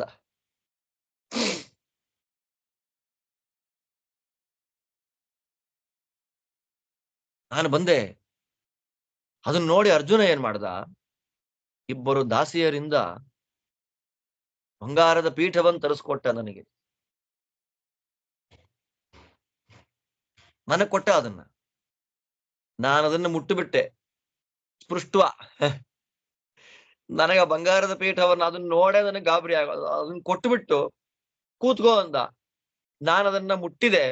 ಮುಟ್ಟುಬಿಟ್ಟು ಭೂಮಾ ಉಪಾವಿಷಂ, ನೆಲದ ಮೇಲೆ ಕೂತ್ಕೊಂಡ್ಬಿಟ್ಟೆ ನಾನು. ಎಂಥ ಮಾತಂತ ನೋಡಿ ಸಂಜಯ. ಆ ಅರ್ಜುನ ಏನ್ ಮಾಡ್ದ, ಒಳ್ಳೆ ಲಕ್ಷಣ ಅಂತ. ಅರ್ಜುನನ ಪಾದದಲ್ಲಿ ಶುಭ ಲಕ್ಷಣಗಳು, ಊರ್ಧ್ವರೇಖೆಗಳಿಂದ ಕೂಡಿದೆ ಅವನ ಪಾದಗಳು. ಅದನ್ನ ಪಾದಪೀಠದಿಂದ ತೆಗೆದ ಮೇಲೆ ಆ ಪಾದಪೀಠವನ್ನ ಉತ್ತಮರಾದ ಹೆಣ್ಣು ಮಕ್ಕಳು ತಗೊಂಡ್ರು. ಆ ಹೆಣ್ಣು ಮಕ್ಕಳು ನನ್ ಜೊತೆ ಮಾತಾಡಿದ್ರು. ಅಂದ್ರೆ ಕೃಷ್ಣಾರ್ಜುನರು ಮಾತಾಡಿದ್ರು, ಹೆಣ್ಣು ಮಕ್ಕಳು ಮಾತಾಡಿದ್ರು. ನನ್ ಜೊತೆ ಅವರು ಮಾತಾಡ್ಲಿಕ್ಕಿದ್ದಂತ ಮುಖ್ಯ ಕಾರಣ ಏನು ಅಂತಂದ್ರೆ,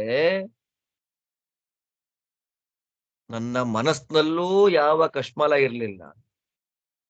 ನನ್ನ ಕೆಲಸದಲ್ಲೂ, ಅಂದ್ರೆ ಕೃಷ್ಣಾರ್ಜುನರು ನಮ್ಮ ಹತ್ತಿರಕ್ಕೆ ಮಾತಾಡಬೇಕು ಅಂದ್ರೆ, ಕೃಷ್ಣಾರ್ಜುನರ ಅನುಗ್ರಹ ನಮ್ಮ ಮೇಲಾಗಬೇಕು ಅಂದ್ರೆ, ಕೃಷ್ಣಾರ್ಜುನರು ಹೇಳಿದ ಶಾಸ್ತ್ರಗಳು ನಮಗ ಅರ್ಥ ಆಗ್ಬೇಕು ಅಂದ್ರೆ ಎರಡಿರ್ಬೇಕು.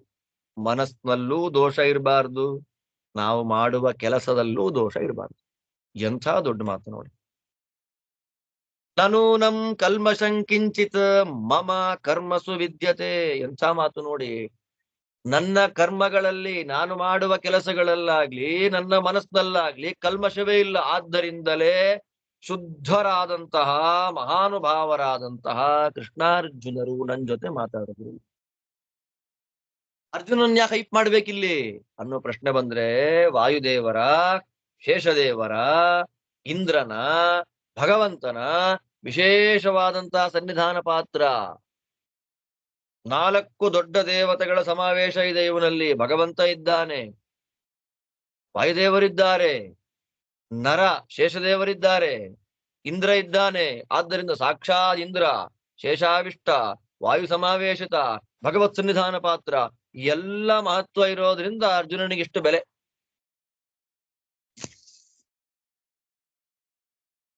ಆ ಕೃಷ್ಣ ಮತ್ತು ಅರ್ಜುನ ಇಬ್ಬರು ಒಟ್ಟಿಗೆ ಇದ್ರಲ್ಲ, ಅವರಿಬ್ಬರು ಅಲ್ಲಿ ಒಟ್ಟಿಗೆ ಇದ್ದದ್ದನ್ನು ನೋಡಿ ನನಗೆ ಆಶ್ಚರ್ಯ ಆಯ್ತು.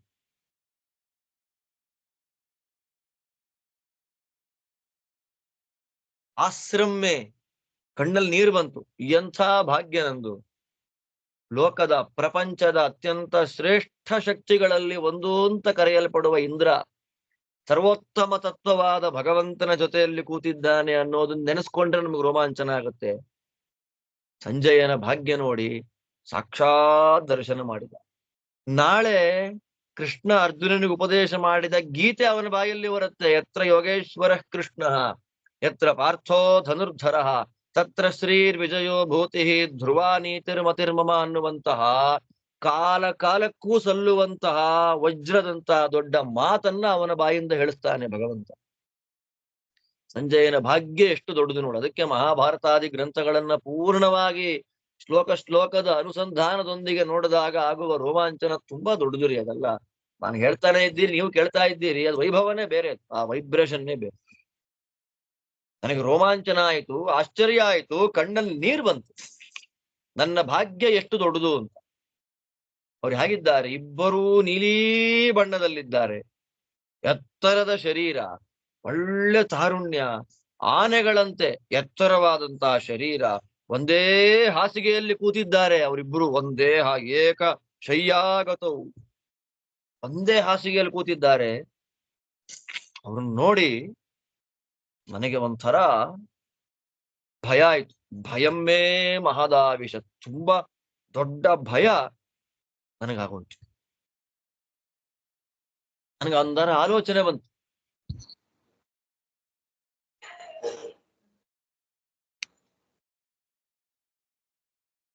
ನರನಾರಾಯಣ ಇಬ್ರು ಅವ್ನ ಬಾಯಲ್ಲಿ ಬಂದ್ ಮಾತು ನೋಡಿ. ನರನಾರಾಯಣ ಉಭೌ, ಇವರಿಬ್ಬರು ಸಾಮಾನ್ಯರಲ್ಲ, ನರನಾರಾಯಣರು. ನರನಾರಾಯಣವು ಯೌತೌ ತಾವೇ ವಾರ್ಜುನ ಕೇಶವೌ. ವನಪರ್ವದ ಇದರಲ್ಲಿ ಸಭಾಪರ್ವದಲ್ಲಿ ಬಂದ ಮಾತು. ಬದರಿಕಾಶ್ರಮದಲ್ಲಿ ಯಾವ ನರನಾರಾಯಣರಿದ್ದಾರೆ ಅವರೇ ಇಲ್ಲಿ ಕೃಷ್ಣಾರ್ಜುನರಾಗಿ ಬಂದಿದ್ದಾರೆ. ಇವರಿಬ್ಬರು ನರನಾರಾಯಣ ರೂಪರಾದ ಇವರಿಬ್ಬರು ಯಾರ ಮಾತನ್ನ ಫಾಲೋ ಮಾಡ್ತಾರೆ? ಧರ್ಮರಾಜನ ಮಾತನ್ನ ಅನುಷ್ಠಾನ ಮಾಡ್ತಾರೆ, ಧರ್ಮರಾಜನ ಆದೇಶವನ್ನು ಅನುಷ್ಠಾನ ಮಾಡ್ತಾರೆ. ಅಂದ್ಮೇಲೆ ಲೋಕದ ದೊಡ್ಡ ದೇವತೆಗಳೇ ಧರ್ಮರಾಜನ ಮಾತನ್ನ ಕೇಳ್ತಾರೆ ಅಂದ್ಮೇಲೆ ಧರ್ಮರಾಜ ಸಂಕಲ್ಪ ಮಾಡಿಕೊಂಡಿದ್ದು ಫೇಲ್ ಆಗುತ್ತಾ? ಧರ್ಮರಾಜನ ಮನಸ್ಸಿಗೆ ಅನ್ನಿಸಿದ್ದು ಸಿಗದೇ ಇರುತ್ತಾ? ಅವನ ಸಂಕಲ್ಪ ಸಿದ್ಧಿ ಆಗೋದಿಲ್ವಾ? ಖಂಡಿತವಾಗಲೂ ಅವನ ಕಾರ್ಯ ಎಲ್ಲ ಸಕ್ಸಸ್ಫುಲ್ಲೇ. ಅವನ ಸಂಕಲ್ಪ ಪೂರ್ಣವಾಗಿ ಸಿದ್ಧಿ ಆಗೇ ಆಗುತ್ತೆ ಅಂತ ನಾನು ಚಿಂತನೆ ಮಾಡಿದೆ. ಒಳ್ಳೆ ಅನ್ನ ಪಾನ, ಒಳ್ಳೆ ನಾನಾ ವಿಧವಾದ ಭೋಜನಗಳು, ಒಳ್ಳೆ ಜ್ಯೂಸುಗಳೆಲ್ಲ ಕೊಟ್ಟರು ನನಗೆ. ನನಗೆ ಯೋಗ್ಯವಾದ ಗೌರವ ಪೂರ್ಣವಾಗಿ ಮಾಡಿಬಿಟ್ರು ನನಗೆ. ಆಗ ನನ್ನ ತಲೆ ಮೇಲೆ ಕೈ ಇಟ್ಟು ಕೈ ಮುಗಿದು, ಧೃತರಾಷ್ಟ್ರ, ನಿನ್ನ ಸಂದೇಶವನ್ನು ನಾನು ಹೇಳಿದ್ನಪ್ಪ. ಅವನು ಹೇಳ್ತಾ ಇದ್ದ ಹಾಗೆ ಕೈಯಲ್ಲಿ ಒಳ್ಳೆ ಗಾಂಡೀವ ಧನುಸ್ಸನ್ನು ಹಿಡಿತಾನೆ ಅರ್ಜುನ. ಆ ಕೈಯಿಂದ ಒಳ್ಳೆ ಪಾಣಿನ ಏಕಂ ಸುಲಕ್ಷಣಂ, ಒಳ್ಳೆ ಲಕ್ಷಣದಿಂದ ಕೂಡಿದ್ದ ತನ್ನ ಕೈಯಿಂದ ಕೃಷ್ಣದೇವರ ಪಾದಗಳನ್ನ ಮುಟ್ಟಿ ಆ ಕಾಲನ್ನ ಕೆಳಗಿಳಿಸಿದಂತೆ. ಅವನ್ ತೊಡೆ ಮೇಲಿತ್ತಲ್ಲ, ತೊಡೆಯಿಂದ ನಿಧಾನವಾಗಿ ಕೃಷ್ಣದೇವರ ಪಾದವನ್ನ ಕೆಳಗಿಳಿಸಿದ್ದಂತೆ. ಇಳಿಸ್ತಾ ಇದ್ದ ಹಾಗೆ ಇಂದ್ರನಿಗೆ ಸಮಾನವಾದಂತಹ ಶಕ್ತಿ, ಇಂದ್ರವೀರ್ಯೋಪಮಃ. ಏನ್ರಿ ಸರ್ವೋತ್ತಮ ಸರ್ವೋತ್ತಮ ಅಂತೆಲ್ಲ ಹೇಳಿ ಈಗ ಇಂದ್ರನಿಗೆ ಸಮಾನವಾದಂತಹ ಶಕ್ತಿ ಅಂತ ನೀವು ಹೇಳ್ಬಿಟ್ರಲ್ಲ, ಏನ್ ಕಥೆ ಇದು? ಇಂದ್ರನಿಗೆ ಸಮಾನವಾದಂತಹ ವೀರ್ಯ ಅಂದ್ರೆ ಅರ್ಥ ಏನು? ಇಂದ್ರ ಅಂತಂದ್ರೆ ವೇದಗಳಲ್ಲಿ ಯಾರನ್ನ ಇಂದ್ರ ಅಂತ ಕರೆದಿದ್ದಾರೆ? ನಾರಾಯಣನನ್ನೇ. ಮುಖ್ಯವಾಗಿ ಇಂದ್ರ ಶಬ್ದ ವಾಚ್ಯನಾದವನು ಯಾರು? ನಾರಾಯಣನೇ. ಆದ್ದರಿಂದ ಇಂದ್ರ ಶಬ್ದ ವಾಚ್ಯನಾದವನು ನಾರಾಯಣ. ಆದ್ದರಿಂದ ಇಂದ್ರವೀರ್ಯೋಪಮ ಅಂತಂದ್ರೆ ವೇದಗಳಲ್ಲಿ ಪರಮೈಶ್ವರ್ಯಶಾಲಿಯಾಗಿ ಮಹಾಪರಾಕ್ರಮಿ ಅಂತ ಕರೆಯಲ್ಪಡುವ ಆ ಕಾರಣದಿಂದ ಇಂದ್ರ ಶಬ್ದ ವಾಚ್ಯನಾದಂತಹ ಭಗವಂತನಿಗೆ ಸಮಾನ ಅಂದ್ರೆ ಭಗವಂತನ ಸ್ವರೂಪಾವತಾರ ಅಂತ ಅರ್ಥ. ಅಜ್ಞಾನಿಗಳಿಗೆ ಮೋಹ ಮಾಡಬೇಕು ಅಂತ ವೇದವ್ಯಾಸರಲ್ಲಿ ಇಂದ್ರವೀರ್ಯೋಪಮ ಅಂದ್ರೆ ಸ್ವರ್ಗಾಧಿಪತಿಯಾದ ಇಂದ್ರನ ಬಲಕ್ಕೆ ಸಮಾನವಾದ ಬಲಶಾಲಿ. ಆ ಅರ್ಥ ನಮ್ಗೆ ಸರಿ ಹೋಗಲ್ಲ ಇಲ್ಲಿ. ಆದ್ದರಿಂದ ಇಂದ್ರನ ವೀರ್ಯಕ್ಕೆ ಸಮಾನವಾದ ಅಂದ್ರೆ ನಾರಾಯಣನಿಗೆ ಸಮಾನವಾದ ಕಾಂತಿಯಿಂದ ಕೂಡಿದವನು.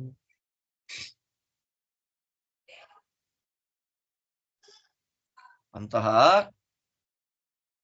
ಇಂದ್ರಕೇತು, ಇಂದ್ರನ ಧ್ವಜ. ಆ ಇಂದ್ರಧ್ವಜ ಹೇಗೆ ಎತ್ತರವಾಗಿರುತ್ತೆ, ಅಂತಹ ಇಂದ್ರನ ಧ್ವಜದಂತೆ ಅತ್ಯಂತ ಎತ್ತರನಾಗಿದ್ದಂತೆ ಕೃಷ್ಣ. ಒಳ್ಳೆ ಆಭರಣಗಳಿಂದ ಅಲಂಕೃತನಾಗಿದ್ದ. ಅಂತಹ ಭಗವಂತ ಎದ್ದ. ಧೃತರಾಷ್ಟ್ರನ ಸಂದೇಶ, ನಿನ್ನ ಸಂದೇಶವನ್ನು ಹೇಳ್ತಾ ಇದ್ದ ಹಾಗೆ ನನಗೆ ಅವನು ಎದ್ದು ನಿಂತು ಮಾತಾಡ್ತಾ ಇದ್ದಾನೆ.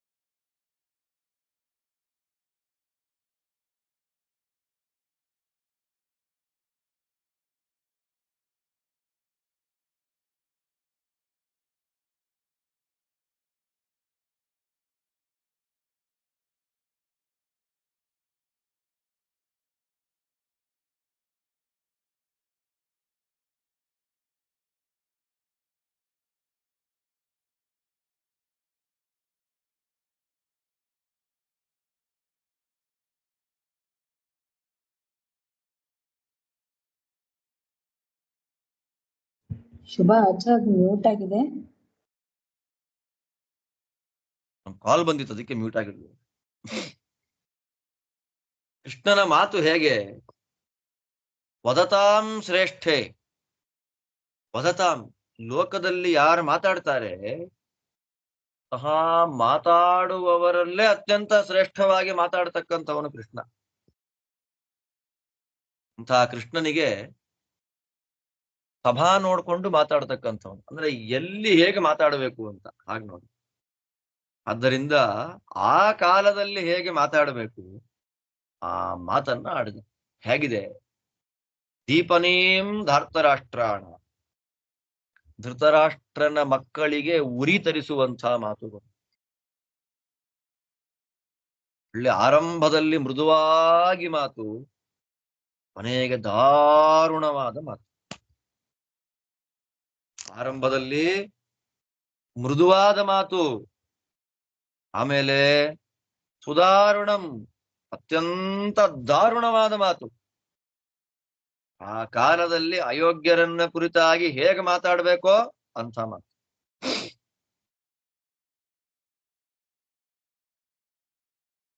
ಅಂತ ಮಾತಾಡದ ಕೃಷ್ಣ. ಆ ಕಾಲಕ್ಕೆ ಅರ್ಜುನನ ತಲೆಯಲ್ಲಿ ಹೇಗಿದೆಯೋ ಹಾಗೆ ಮಾತಾಡ್ದ. ಅರ್ಜುನನ ಬುದ್ಧಿಯಲ್ಲಿ ಹೇಗಿದೆ ಆ ಮಾತನ್ನೇ ಆಡ್ದ. ಅರ್ಜುನನ ಬುದ್ಧಿ ಹೇಗಿದೆ ಅವಾಗ ಅಂತಂದ್ರೆ ಮುಂದೆ ಹೇಳ್ತೀವಿ. ಅರ್ಜುನ ಅವನ ತಲೆಯಲ್ಲಿರುವಂತಹ ವಿಷಯವನ್ನೇ ಅರ್ಜುನನ ಬುದ್ಧಿಗೆ ಅನುಗುಣವಾಗಿ ಮಾತಾಡ್ದ ಅಂತಂದ್ರೆ ಎಂಥ ಅರ್ಜುನ ಅವನು ಅಂದ್ರೆ ಬಹಿಷ್ಠರಸ್ಯ ಪ್ರಾಣಸ್ಯ.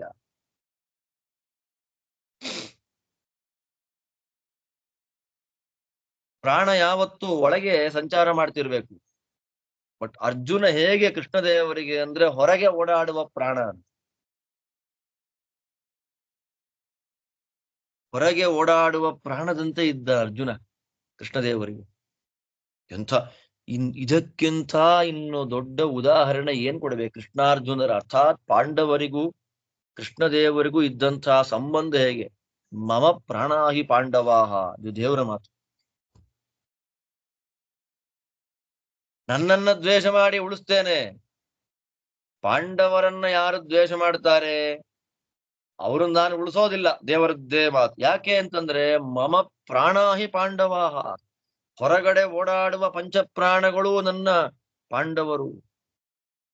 ಬಹಿಶ್ಚರಸ್ಯ ಪ್ರಾಣಸ್ಯ, ಹೊರಗಡೆ ಸಂಚಾರ ಮಾಡುತ್ತಿರುವ ಪ್ರಾಣದಂತೆ ಇದ್ದ ಅರ್ಜುನ ಕೃಷ್ಣದೇವರಿಗೆ ಅತ್ಯಂತ ಪ್ರಿಯ. ಪ್ರಿಯ ಮತ್ತು ಪ್ರಿಯಕಾರಿ. ಕೃಷ್ಣದೇವರಿಗೆ ಅತ್ಯಂತ ಪ್ರಿಯವಾದದ್ದನ್ನೇ ಉಂಟು ಮಾಡತಕ್ಕಂಥವನು ಕೃಷ್ಣ. ಇಬ್ಬರೂ ಪರಸ್ಪರ ಸಂಬಂಧ ಹಾಗೆ. ಅಂತಹ ಕೃಷ್ಣ ಅರ್ಜುನನ ಬುದ್ಧಿಯನ್ನ ಅವಲಂಬನೆ ಮಾಡಿಕೊಂಡು ಅವನ ತಲೆ ಒಳಗೆ ಏನಿದೆ ಅದನ್ನ ಮಾತಾಡ್ತಾನೆ. ಹೇಗಿದೆ? ಶಿಕ್ಷಾಕ್ಷರ ಸಮನ್ವಿತಂ, ವಚನಜ್ಞ, ಮಾತನ್ನ ಹೇಗಾಡಬೇಕು ಅನ್ನೋ ತಿಳಿದವನು. ಪಂಡಿತರ ಮಧ್ಯದಲ್ಲಿ ಪಂಡಿತರಂತೆ, ಲೌಕಿಕರ ಮಧ್ಯದಲ್ಲಿ ಲೌಕಿಕರಂತೆ, ಬಾಲಕರ ಮಧ್ಯದಲ್ಲಿ ಬಾಲರಂತೆ. ಅಂದ್ರೆ ಅವರವರ ಯೋಗ್ಯತೆ, ವಿದ್ಯೆ, ತಾರತಮ್ಯಕ್ಕನುಗುಣವಾಗಿ ಅವರವರ ಜೊತೆ ವ್ಯವಹಾರ ಮಾಡಬೇಕು ಅನ್ನೋ ಶಾಸ್ತ್ರ. ಆದ್ದರಿಂದ ಶಿಕ್ಷಾ ಎನ್ನುವ ಮಾತನ್ನ ಹೇಗೆ ಆಡ್ಬೇಕು ಅನ್ನೋದನ್ನ ತಿಳಿಸಿಕೊಡುವಂತಹ ಶಾಸ್ತ್ರ ಶಿಕ್ಷಾಶಾಸ್ತ್ರ. ಅಂತಹ ಶಿಕ್ಷಾಶಾಸ್ತ್ರಕ್ಕೆ ಅನುಗುಣವಾದಂತಹ ಮಾತು ಕೃಷ್ಣದೇವರದ್ದು. ಮನಃ ಪ್ರಹ್ಲಾದಂ, ಏನು ಮನಸ್ಸು ಆಹ್ಲಾದ, ಮನಸ್ಸು ಅರಳು ಹೋಗಿ ಬಿಡಬೇಕು. ಆಮೇಲೆ ಪಶ್ಚಾತ್ ಹೃದಯ ತಾಪನಂ, ಆಮೇಲೆ ಮನಸ್ಸು ಬೆಂದು ಹೋಗ್ಬೇಕು. ಆರಂಭದಲ್ಲಿ ಮನಸ್ಸು ಅರಳಬೇಕು, ಆಮೇಲೆ ಮನಸ್ಸು ಭಯದಿಂದ ಬೆಂದು ಮುದುಡಿ ಹೋಗ್ಬೇಕು. ಅಂತ ಮಾತನ್ನ ಕೃಷ್ಣ ಹೇಳ್ದ. ಅದನ್ನ ನಾನು ಕೇಳಿದೆ. ಏನು ಕೃಷ್ಣನ ಮಾತು? ಶ್ರೀ ಭಗವಾನುವಾಚ ಸಂಜಯೈತದ್ವಚೋ ಬ್ರೂಯಾಃ ಪ್ರಾಪ್ಯ ಕ್ಷತ್ರಿಯ ಸಂಸದಂ ಛಂದತಃ ಕುರು ವೃದ್ಧಸ್ಯ ಆಚಾರ್ಯಸ್ಯ ಚ ಧೀಮತಃ ಅರ್ಥಾನ್ ತ್ಯಜತ ಪಾತ್ರೇಷು ಸುಖಮಾಪ್ನುತ ಕಾಮಜಂ ಪ್ರಿಯಂ ಪ್ರಿಯೇಭ್ಯಶ್ಚರತ ರಾಜಾ ಹಿ ತ್ವರತೆ ಜಯೇ ಯಜಧ್ವಂ ವಿವಿಧೈರ್ಯಜ್ಞೈಃ ದಕ್ಷಿಣಾಶ್ಚ ಪ್ರಯಚ್ಛತ ಪುತ್ರೈರ್ದಾರೈಶ್ಚ ಮೋದಧ್ವಂ ಆಗತಂ ವೋ ಮಹದ್ಭಯಂ ಗೋವಿಂದೇತಿ ಯದಾಕ್ರಂದತ್ ಕೃಷ್ಣಾಮಾಂ ದೂರವಾಸಿನಂ ಋಣಂ ಪ್ರವೃದ್ಧಮಿವ ಮೇ ಹೃದಯಾನ್ನ ಅಪಸರ್ಪತಿ ತೇಜೋಮಯಂ ದುರಾಧರ್ಷಂ ಬಿಭ್ರತಾ ಗಾಂಡಿವಂಧನುಃ ಮದ್ವಿತೀಯೇನ ಪಾರ್ಥೇನ ವೈರಂಬಃ ಪ್ರತ್ಯುಪಸ್ಥಿತಂ ಕೃಷ್ಣಸ್ಯೈತದ್ವಚ ಶ್ರುತ್ವಾ ಭಯಂ ಮೇ ಮಹದಾವಿಶತ್ ತವ ಪುತ್ರಸ್ಯ ಲೋಭಂಚ ವರ್ಧಮಾನಂ ಪ್ರಪಶ್ಯತಃ ಸೋಯಮಿಂದ್ರ ಸಮಂ ವೀರೌ ತೌ ಮಂದೌ ನ ಅವಬುಧ್ಯತೆ ಭೀಷ್ಮದ್ರೋಣಾಶ್ರಯಾಚ್ಚೈವ ಕರ್ಣಸ್ಯ ಚ ವಿಕಥನಾತ್. ಸಂಜಯ, ಇಲ್ಲಿಂದ ನೇರವಾಗಿ ನೀನು ಹೋಗ್ತೀಯ ಅಲ್ಲಿಗೆ, ಕ್ಷತ್ರಿಯರ ಸಭೆಗೆ. ಅಲ್ಲಿ ಹೋಗಿ ಛಂದತಃ ನಿನಗಿಷ್ಟ ಬಂದ ಹಾಗೆ, ಅಂದ್ರೆ ಚಿಕ್ಕದಾಗಾದ್ರೂ ಹೇಳು, ದೊಡ್ಡದಾಗಾದ್ರೂ ಹೇಳು, ನಗತಾ ಹೇಳು, ಭಯದಿಂದ ಹೇಳು, ಹೇಗ್ ಬೇಕಾದ್ರೂ ಹೇಳು. ಈ ಮಾತನ್ನ ಮಾತ್ರ ಭೀಷ್ಮರಿಗೆ ದ್ರೋಣಾಚಾರ್ಯರಿಗೆ ಕೇಳಿಸುವಂತೆ ಹೇಳು. ಕೃಷ್ಣದೇವರ ಮಾತು. ಯಾರಿಗೆ? ಕುರುವೃದ್ಧಸ್ಯ, ಈಗ ಅಟ್ ಪ್ರೆಸೆಂಟ್ ಇರುವ ಕೌರವರಲ್ಲೇ ವೃದ್ಧನಾಗಿರತಕ್ಕಂಥವ್ರು ಕುರುವೃದ್ಧ ಭೀಷ್ಮ. ಬಾಕ್ಲೀಕ ಇದ್ದಾನೆ, ಆದ್ರೆ ಬಾಕ್ಲೀಕ ದತ್ತು ಹೋಗಿದ್ದಾನೆ, ಆದ್ದರಿಂದ ಕುರುವೃದ್ಧ ಆಗೋದಿಲ್ಲ.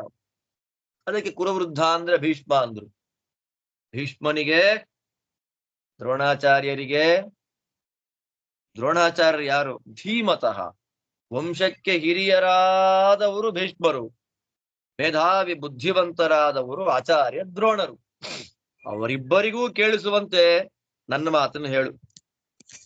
ಸತ್ಪಾತ್ರರು ಅಂತ ಯಾರಿದ್ದಾರೆ, ಸತ್ಪಾತ್ರರಿಗೆ ದಾನ ಮಾಡ್ರಿ.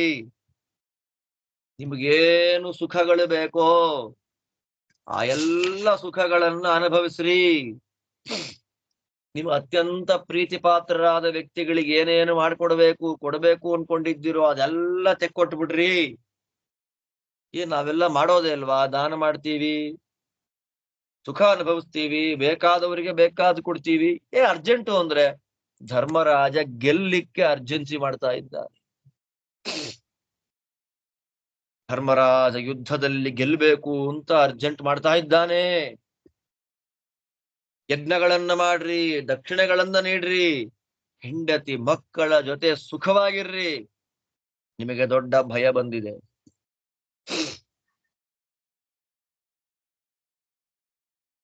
ನೀವೆಲ್ಲ ಕೂತಿದ್ದ ಸಭೆಯಲ್ಲಿ ರಜಸ್ವಲೆ ನನ್ನ ಭಕ್ತಳಾದಂತಹ ದ್ರೌಪದಿ ದೇವಿ ನಾನು ಅಲ್ಲೆಲ್ಲೋ ದೂರದಲ್ಲಿದ್ದ ನನ್ನ ನೆನಪು ಮಾಡಿಕೊಂಡು ಗೋವಿಂದ ಅಂತ ಕರೆದ್ಲಲ್ಲ.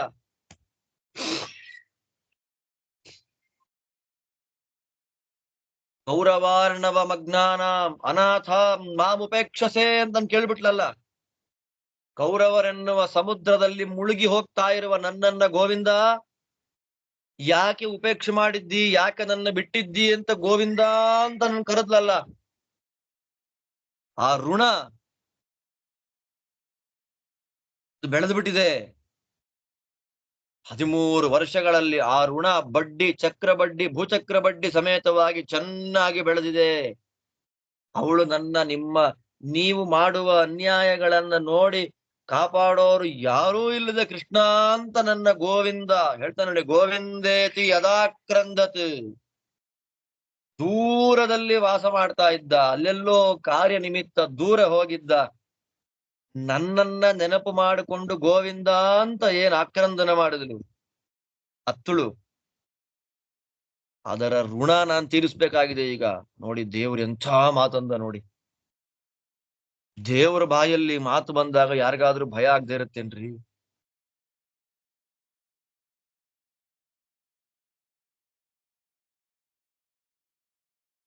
ನಮಗೆ ರೋಮಾಂಚನ ಆಗುತ್ತೆ. ಆಡೋ ಮಾತು ಕೃಷ್ಣ ಗೋವಿಂದ ಅಂತ ನನ್ ಕರೆದ್ಲಲ್ಲ, ಆ ಋಣ ತೀರಿಸ್ಬೇಕು. ಯಾಕೆ ಅಂತಂದ್ರೆ ಆ ಋಣ ಬಡ್ಡಿ ಸಮೇತವಾಗಿ ಬೆಳೆದು ಬಿಟ್ಟಿದೆ. ಅದು ಬೆಳೆದು ಬೆಳೆದು ಬೆಳೆದು ನನ್ನ ಮನಸ್ಸಿನ ದೂರ ಹೋಗ್ಲಿಲ್ಲ.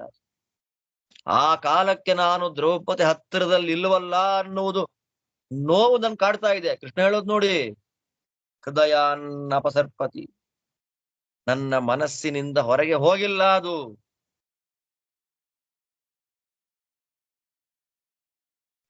ನನ್ನ ದ್ವೇಷವನ್ನ ಕಟ್ಕೊಂಡಿದ್ದೀರಿ. ನಾನ್ ನಿಮ್ಮನ್ನ ದ್ವೇಷ ಮಾಡಲ್ಲ, ನಾನು ಯಾರ ದ್ವೇಷವೂ ಮಾಡಲ್ಲ.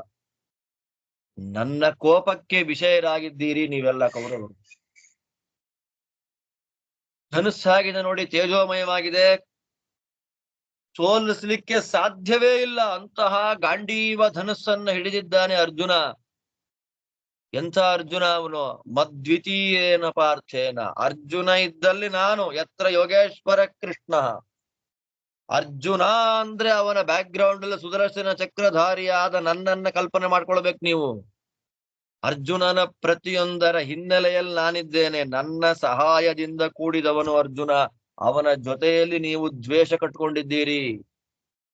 ಯಜ್ಞ ಮಾಡ್ರಿ, ಮಜಾ ಮಾಡ್ರಿ, ದಾನ ಕೊಡ್ರಿ, ಕುಡೀರಿ, ಕುಣೀರಿ, ಸ್ವಲ್ಪ ದಿನ ಮಾತ್ರ ಬದುಕೋದು ನೀವು. ನೋಡ್ರಿ, ದೇವ್ರು ಹೇಳಿದ ಮಾತು ನೋಡ್ರಿ, ದಾರುಣವಾದ ಮಾತಲ್ವ ಇದು?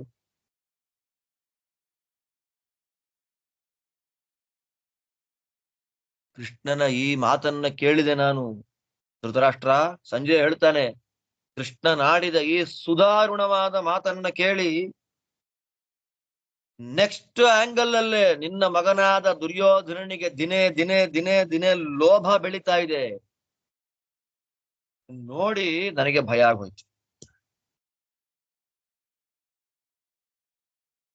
ಅರ್ಜುನರ ವೈಭವ ಎಷ್ಟು ದೊಡ್ಡದು!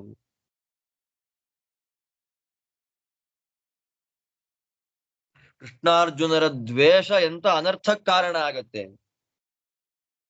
ಕೃಷ್ಣಾರ್ಜುನರಲ್ಲಿ ಮಾಡುವ ಅಪಚಾರದಿಂದ ಇಡೀ ಕುಲವೇ ನಾಶವಾಗತ್ತೆ. ಅದನ್ನ ತಿಳಿದೆ. ಭೀಷ್ಮದ್ರೋಣರಂಥ ಬಲಶಾಲಿಗಳಿನ್ಯಾರೂ ಇಲ್ಲ. ಅಂತ ಭೀಷ್ಮದ್ರೋಣರ ಬಲವನ್ನ ಆಶ್ರಯ ಮಾಡಿಕೊಂಡಿದ್ದಾನೆ ನಿನ್ನ ಮಗ ಮಂದನಾದಂತ ದುರ್ಯೋಧನ. ಅಷ್ಟು ಮಾತ್ರ ಅಲ್ಲ, ಕರ್ಣಸ್ಯ ಚ ವಿಕಥನಾತ್, ವಿಕಥನ ಕರ್ಣ ಸುಮ್ಮನೆ ಹೊಗಳೋದು ಇವನ್ನ. ನಿನ್ನಂತ ಪರಾಕ್ರಮಿ ಇಲ್ಲ, ನಿನ್ನಂತವನಿಲ್ಲ, ನಾನಿದ್ದೇನೆ, ನಿನ್ ಕೈಯಲ್ಲಿ ಮಾಡ್ಲಿಕ್ಕೆ ಆಗದೆ ಇರತಕ್ಕಂತ ಕೆಲಸವೇ ಇಲ್ಲ ಅಂತ ಸುಮ್ಮನೆ ಹೊಗಳ್ತಾ ಇರ್ತಾನೆ. ಸುಮ್ಮನೆ ಹೊಗಳೋದೇ ಕೆಲಸ ಅವನಿಗೆ. ಯಾರನ್ನ? ದುರ್ಯೋಧನನನ್ನ. ಕರ್ಣನಾಡುವ ಹೊಗಳಿಕೆಯ ಮಾತುಗಳನ್ನ ಕೇಳಿ ಭೀಷ್ಮದ್ರೋಣರ ಬಲವನ್ನ ಆಶ್ರಯ ಮಾಡಿಕೊಂಡು ಅರ್ಜುನರಲ್ಲಿ ಮಾಡ್ತಾ ಇರ್ತಕ್ಕ ದ್ವೇಷದ ಬಗ್ಗೆ ನಿನ್ನ ಮಗನಿಗೆ ಗೊತ್ತಾಗ್ತಾ ಇಲ್ಲ.